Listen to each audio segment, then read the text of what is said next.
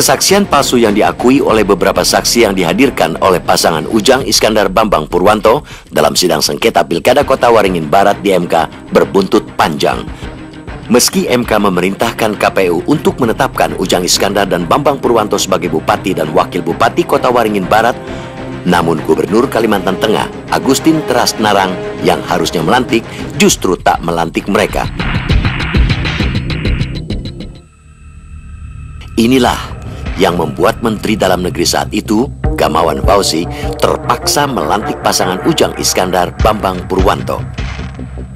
Pada tanggal 30 Desember 2011 silam, bertempat di Jakarta, Menteri Dalam Negeri Gamawan Fauzi melantik pasangan Ujang Iskandar dan Bambang Purwanto sebagai Bupati dan Wakil Bupati Kabupaten Kota Waringin Barat. Gubernur tidak mau melantik dan membuat surat kepada Presiden beliau bahwa beliau tidak akan melantik karena situasi dan kondisi. Nah, berdasarkan itu kita lapor kepada Presiden karena yang punya kewenangan ini kan Presiden sebenarnya. SK itu kan SK Presiden sebenarnya. Yang melantik itu kan Gubernur atas nama Presiden. Karena itu dipulangkan kepada Presiden lagi. Setelah dipulangkan kepada Presiden, Presiden memberi mandat kepada saya untuk melantik. Dan itu bukan yang pertama. Pelantikan Bupati Ujang Iskandar dan Wabub Bambang Purwanto ini tidak mendapat dukungan dari pejabat Kalimantan Tengah, terutama Gubernur Kalimantan Tengah Teras Narang dan DPRD Kota Waringin Barat. Subahagio sebagai Ketua DPRD Kobar merupakan salah satu pejabat yang tidak setuju pelantikan pasangan Ujang Iskandar Bambang Purwanto. Namun, entah mengapa Ketua DPRD dari Partai Demokrat ini dipidanakan terkait ijazah palsu dan divonis 1 tahun. Ketika tim Metro Realitas mencoba menemui Subahagio di Lapas Palangkaraya, ia enggan berkomentar.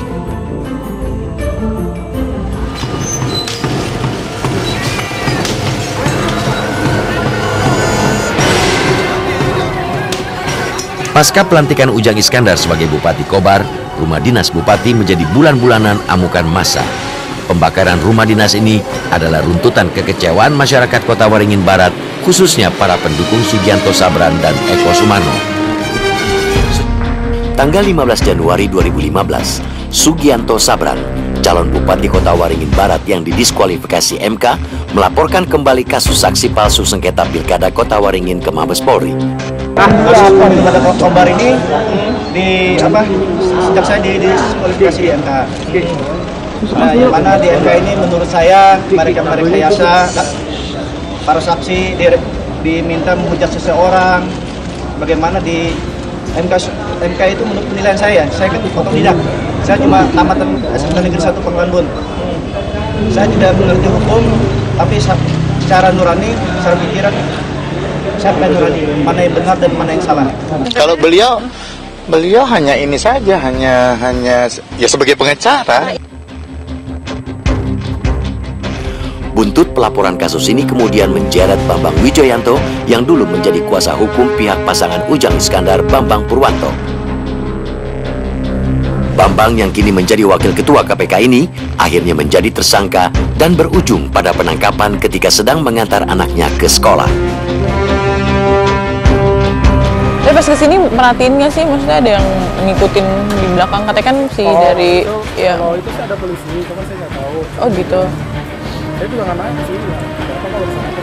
Oh gitu. Oh, tapi maksudnya ada polisi. Oh gitu. Jadi polisi itu udah ngikutin sampai ke sini juga. Mungkin, cuman saya lihat sih ada beberapa gitu. Oh. Bukan pakai baju dinas. Kenapa? Bukan pakai baju dinas. Oh, bukan pakai baju dinas. Oh, maksudnya pakai baju bebas gitu? Iya, ada beberapa. Oh, ada beberapa yang jaga di sini. Dia juga nggak jawab apa-apa. Oh, dia nggak jawab apa-apa. Nggak apa-apa, saya ada pelindungan. Oh gitu. Tapi ternyata udah diikutin gitu. Oh gitu. Nah, saya berharap Mabes Polri menertibkan hal ini. Dan ini sekaligus menjadi perhatian bagi Kompolnas agar manakala terjadi kesalahan prosedur, tolong turun tangan. Langkah ini langkah sesuai dengan hukum acara pidana, proporsional, ya, dan itu dipertanggungjawabkan oleh para penyidik, dipimpin oleh Kabareskrim Polri, sangat proporsional. Meski akhirnya Bambang Wijoyanto ditangguhkan penahanannya oleh Bareskrim Mabes Polri, tapi status tersangkanya tetap melekat.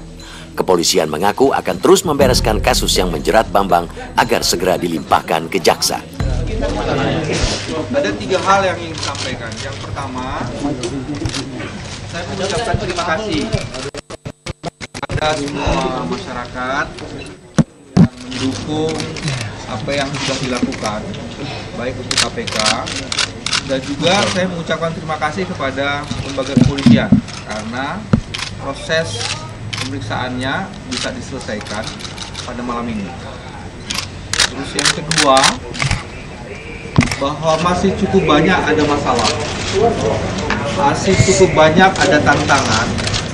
Kita harus tetap merapatkan barisan, menjaga kejernihan pikiran, dan terus-menerus meningkatkan kewaspadaan.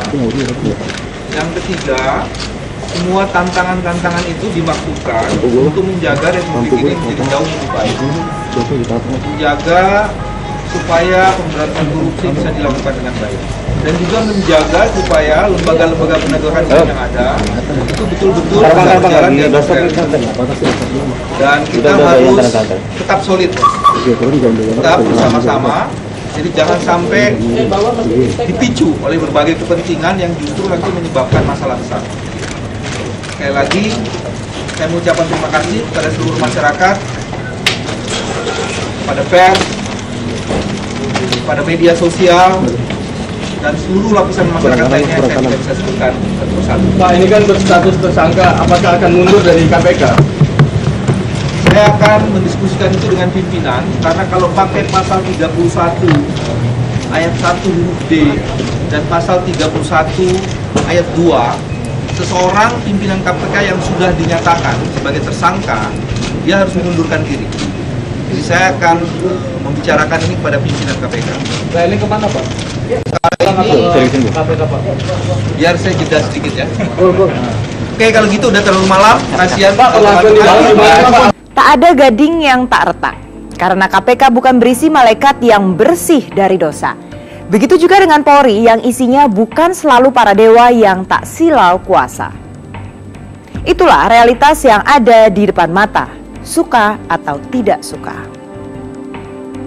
Publik pasti sepakat bila dua lembaga penegak hukum itu saling bekerja sama bahu-membahu untuk memberantas korupsi, dan bukan saling mengintai dan saling sandera. Ya, pesan pemimpin negeri ini jelas dan tegas. Jangan ada gesekan antara KPK dan Polri.